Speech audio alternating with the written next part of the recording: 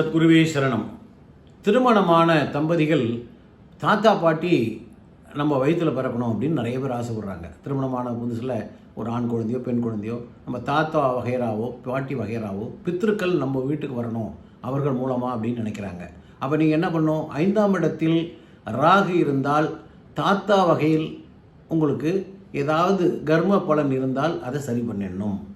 5ஆம் இடத்தில் கேது இருந்தால் பாட்டி வகையில் கணவன் மனைவி பாட்டி வகையில் இருக்கக்கூடிய ஏதாவது துர்மரணங்கள் பாவகர்மா இருந்தால் அதை சரி பண்ணிடணும். இதை சரி பண்ணி அந்த 5ஆம் இடத்தை சுத்தமாக வச்சுக்கிட்டு அவர்கள் ஆசீர்வாதம் கிடைத்தால் உண்மையிலேயே உங்கள் வீட்டில் உங்கள் தாத்தாவோ பாட்டியோ உங்களுக்கு பிள்ளையாக வந்து பிறப்பதற்கு வாய்ப்புகள் உண்டு. அந்த காலத்திலேயே குழந்தைக்கு பேர் வைக்கும் போது தாத்தா பேர் பாட்டி பேர்லாம் வைப்பாங்க. அவங்களாம் நம்ம வீட்டில் குழந்தையாக பிறக்கணும்னு.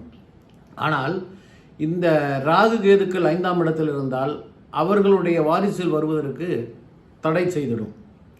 அதுபோல் ஜாதகத்தில் 5ஆம் இடத்துல ஏதாவது தோஷங்கள் இருந்தால் சரி பண்ணிட்டீங்க அப்படின்னா திருமணமான தம்பதிகள் உங்களுக்கு உங்கள் தாத்தா பாட்டியே உங்கள் வயிற்றில் வந்து பிறப்பாங்க.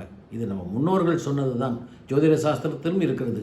அதை கவனமாக பாருங்கள். பார்த்து அதற்குரிய பரிகாரம் பண்ணிங்கன்னா கண்டிப்பாக உங்களுடைய தாத்தாவோ பாட்டியோ உங்கள் வயிற்றில் வந்து பிறப்பாங்க. சரிங்களா? வாழ்த்துக்கள். வணக்கம்.